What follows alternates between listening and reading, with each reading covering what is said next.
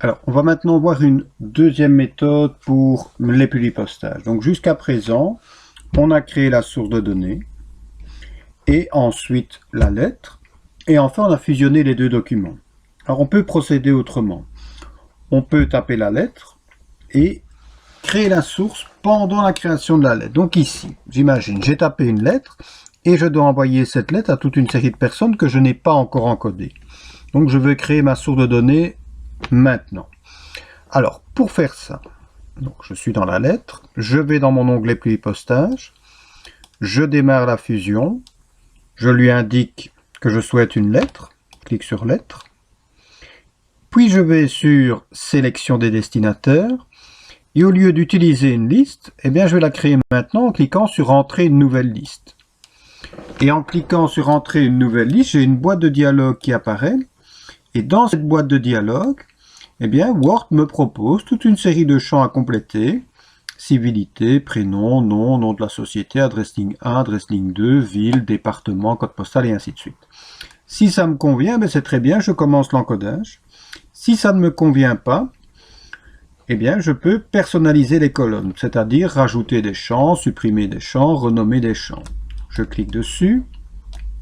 Il me liste les champs disponibles. Je vais supprimer ceux qui ne m'intéressent pas. Celui-là, j'en ai pas besoin. Je clique dessus, je le supprime. Je confirme. Celui-là, je le supprime aussi. Département, je vais le supprimer. Les 4 derniers, je vais les supprimer également. On ne sait pas en sélectionner plusieurs à la fois, donc il faut le faire un par un. Voilà, je vais renommer adresse ligne 1 par adresse tout court. Voilà. Et pour faciliter l'encodage, moi j'aimerais bien encoder les codes postaux avant la ville. Donc ce que je peux faire, c'est cliquer sur mon champ code postal, le monter. Ça veut dire que j'encoderai d'abord le code postal, puis la ville. Une fois que je suis satisfait du résultat, je clique sur OK.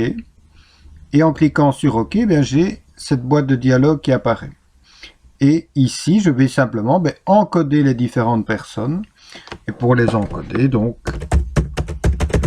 j'utilise simplement ma touche d'étabulation chaque fois pour passer à la zone de saisie suivante. Voilà, je fais pause, le temps d'encoder les informations. Voilà, les données sont encodées. Une fois qu'elles sont encodées, je vais cliquer sur OK. Et en cliquant sur OK, il va me demander d'enregistrer ma source de données. Donc, je vais lui donner un nom. Je vais l'appeler source B. Je vais mettre ça sur le bureau. Et juste une petite remarque, ce n'est pas un document Word qui va être créé, c'est une base de données Access, et dans cette base de données Access, on aura une table, et les informations que l'on vient d'encoder seront présentes dans cette table. Je clique donc sur mon bouton enregistrer. Voilà, le lien est fait. Les boutons ici sont devenus disponibles. Je n'ai plus qu'à insérer les champs là où il y a lieu de les insérer. Voilà ce que je fais ici. Voilà. Et donc, au final, j'ai autant de lettres que je n'ai encodé de personnes dans ma source de données. Ce qui me reste à faire naturellement, c'est enregistrer ma lettre. Donc, je vais l'enregistrer maintenant. Là. Je vais l'appeler lettre B. Comme j'ai appelé la source B, je vais l'appeler lettre B. J'enregistre. Alors, si je veux ajouter des enregistrements, donc rajouter des personnes, je vais sur modifier la liste, je clique sur la source et je la modifie. Et en cliquant sur modifier, j'ai cette petite boîte qui apparaît, celle que j'avais utilisée. Je n'ai qu'à cliquer sur nouvelle entrée et je rajoute une personne. Voilà, je ne vais pas m'embêter à tout encoder. Je clique sur OK. Il me demande de mettre à jour ma liste de destinataires et d'enregistrer les modifications dans la source de données source B. Vous voyez l'extension .mdb, ça c'est la base de données Access. Je confirme en cliquant sur oui.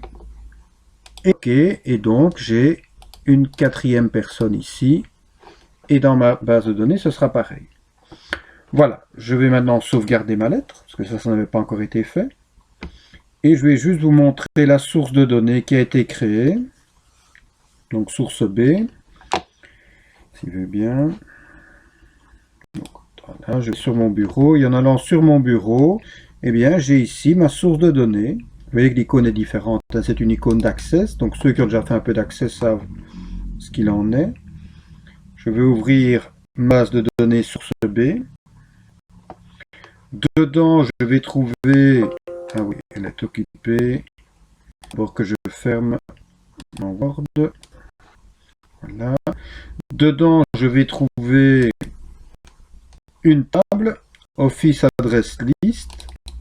Et lorsque je vais ouvrir ma table, je vais trouver dedans les personnes qui ont été encodées.